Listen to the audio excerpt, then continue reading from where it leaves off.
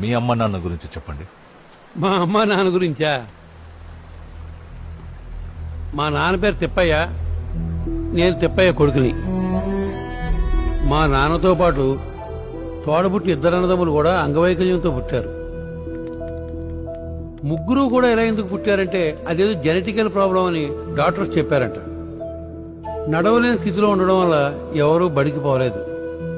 మా నాన్నతో పాటు పెరిగిన వాళ్ళ తమ్ముళ్ళకి చదువు లేకపోవడం వల్ల వాళ్ళ బంధువులు మోసం చేసి మొత్తం ఆస్తి రాయించుకున్నారు. ఈ వారసత్వం నాలాగే నడవలేని స్థితిలో ఉంటాదేమో అని మా నాన్న భయపడుతున్నప్పుడు అప్పుడు నేను పుట్టానంట.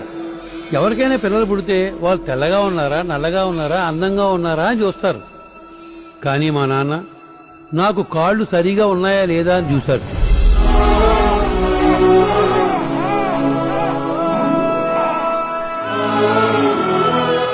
నేను ఏ అంగవైకల్యం లేకుండా పుట్టిన సంతోషంలో మా కుటుంబం ఆనందంగా ఉన్నా ఈ ఊరు చూసిన చిన్నచూపు నన్ను బాధించింది.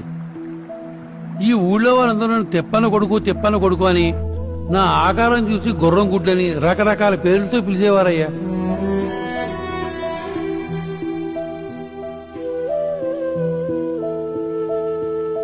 ఈ ఊరికి నేను ఎలా కనిపించినా మా నాన్న నన్ను అయ్యేం పట్టించుకోకుండా పెంచారు. మా నాన్నకి నేను చదువు నాలో చూడాలనుకున్నాడు.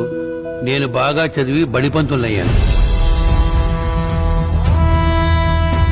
ఏ ఊరైతే నన్ను తక్కువ చేసి చూశారో వాళ్ళందరి ముందు నేను తలెత్తుకొని తిరిగాను.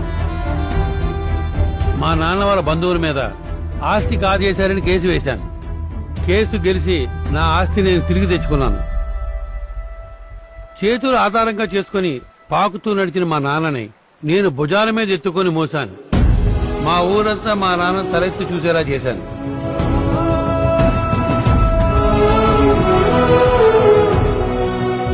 వైకల్యంతో మా నాన్న నడవలేకపోయినా నేను తనతో ఉండడానికి, తన వెనకాల తిరగడానికి ఎప్పుడూ సిగ్గుపడలేదు.